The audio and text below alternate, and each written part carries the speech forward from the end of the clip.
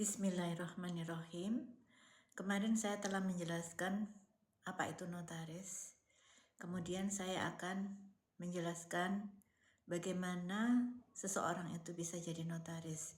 Pertama, dia harus berpendidikan sarjana hukum S1. Kemudian setelah itu dia harus menempuh pendidikan S2 magister kenotariatan. Setelah itu dia harus mendaftar sebelumnya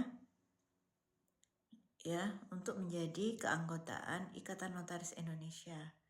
Dan kemudian setelah dia terdaftar di dalam ALB anggota luar biasa Ikatan Notaris Indonesia, kemudian dia diwajibkan untuk melakukan magang di kantor notaris yang ditunjuk oleh organisasi di mana magangnya 2 tahun Dalam waktu magang tersebut itu ada magang bersama, dan di dalam magang bersama itu ada ujiannya Ujian, kalau dia tidak lolos dia harus mengulang lagi Berarti dia harus magangnya harus lebih sungguh-sungguh lagi. Nah setelah misalnya magangnya tadi sudah dilampaui, kemudian dia lolos dia harus mengikuti ujian kode etik notaris yang diselenggarakan oleh organisasi. Nah setelah itu dia harus mengikuti semacam seminar-seminar sesuai dengan ketentuan berapa poin dia harus mencapai. Nah ketika sudah dipenuhi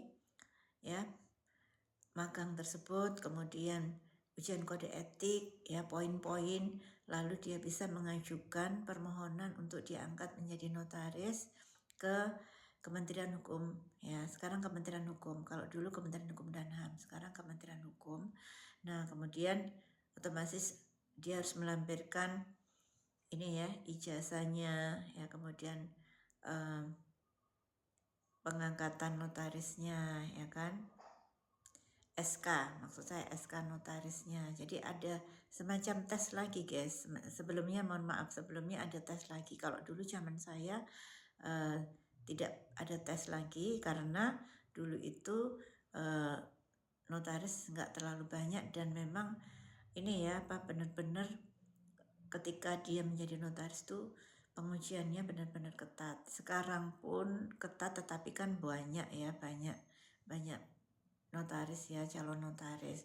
Nah itu nanti dia ada tes misalnya dia mengajukan di mana, di Surabaya nggak boleh kota-kota besar itu belum boleh, jadi dia harus ke kota-kota kecil atau daerah yang grade-nya masih D gitu Nah kemudian setelah itu dia mengikuti tes. Nah ketika dinyatakan lolos, nah baru dia mengajukan pengangkatan tadi mengirim ke Kementerian Hukum untuk pengajuan pengangkatan untuk minta SK guys kan dapat SK tadi. Dan kemudian setelah SK-nya didapat dari hasil ujian tadi SK-nya didapat, maka dia bisa mengajukan ke Kanwil Hukum di mana dia mau membuka kantor dia bersurat, dia mengajukan untuk dilantik. Nah gitu. Kemudian setelah dilantik, nah dia sah untuk menjadi notaris dan dia bisa memulai berkantor seperti itu. Tetapi sebelumnya dia harus membuat stempel stempel Garuda sesuai yang ditentukan oleh undang-undang jabatan notaris. Nah kemudian dia harus mengirimkan contoh tanda tangan untuk dikirimkan ke Kementerian Hukum maupun ke Kanwil dan contoh stempel. Kemudian dia harus membuka kantor menentukan kantornya di mana terus dia harus mendaftarkan secara online juga data dirinya dia beserta SK-nya, kemudian beserta tanggal dia penyumpahan maupun pelantikan. Lalu kemudian dia harus menyebutkan identitas semuanya dan di situ ada persyaratan-persyaratannya supaya dia bisa mendapatkan akun dari AHU, Administrasi Hukum Umum kemudian dia harus mempunyai kantor tadi, itu tuh juga harus dicantumkan alamatnya guys ya, seperti itu. Nah setelah contoh tanda tangan, kemudian contoh stempel, alamat kantor sudah diserahkan ya, sudah dikirim, nah itu dia nanti dia akan mendapatkan jawaban dan kemudian dia akan bisa membuka kantor dan mulai beroperasi. Nah, setiap bulan dia harus membuat laporan. Laporannya ditujukan kepada Kementerian Hukum, tetapi dalam hal ini adalah Kanwil ya. Nah, setiap bulan dia harus mendaftarkan, melaporkan laporan wasiat, kemudian jumlah aktenya berapa ya kan. Kalau tidak ada dia tetap harus melaporkan, seperti itu guys. Jadi kalian yang berminat ya ingin menjadi notaris, kalian bisa mulai sekarang, kalian kuliah di Fakultas Hukum, kemudian kalian melanjutkan ke S2-nya, Magister Kenotariatan. Seperti itu guys. Oke, dari sini ada yang mau ditanyakan, silakan. Ya jangan lupa follow saya, terus dan tap share ya guys ya. Begitu guys.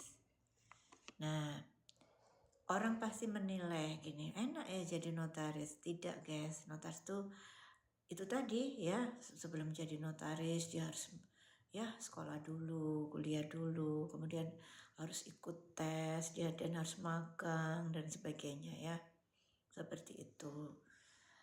Nah memang notaris ini sepertinya enak, tetapi notaris itu kinerjanya dia harus berlandaskan kepada SOP-nya. SOP-nya apa?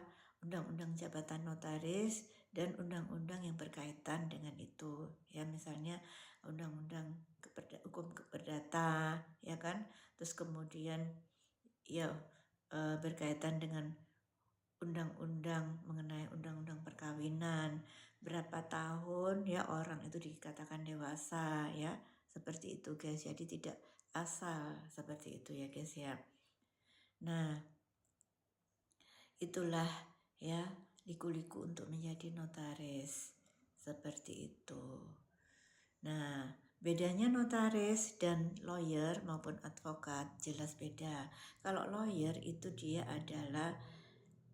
membela ya, kemudian dia membela kepada orang yang ingin dibela. Itu kalau misalnya hukum pidana, tetapi kalau hukum keperdataan pun sama ya, jadi dia mendampingi kliennya ya, seperti itu guys, dan dia harus mendapatkan kuasa dari kliennya tersebut. Sementara notaris adalah pejabat umum yang berwenang untuk membuat akte otentik ya.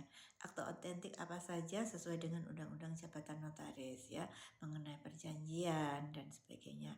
Seperti itu guys.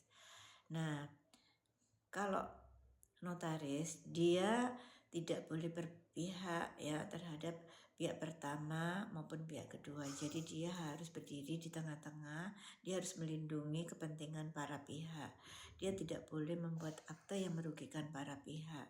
Seperti itu. Oke, ini sudah berapa jam? Masih 9 menit.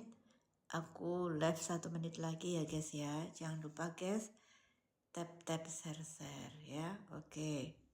Tap share. Jangan lupa follow aku. Jangan lupa ya kalau ada verifikasi TV kita ya. Jangan lupa kalau aku live ikuti guys ya. Insya Allah ada ilmu yang bermanfaat baik bagi kamu yang ingin menjadi notaris maupun masyarakat secara umum. Boleh ya guys ya, boleh bertanya-tanya, free ya, di sini free. Tujuan saya adalah untuk memberikan edukasi kepada kalian semua agar kalian tidak salah langkah ketika kalian membuat perjanjian, ketika kalian menjual maupun membeli rumah, terutama untuk yang membeli ya.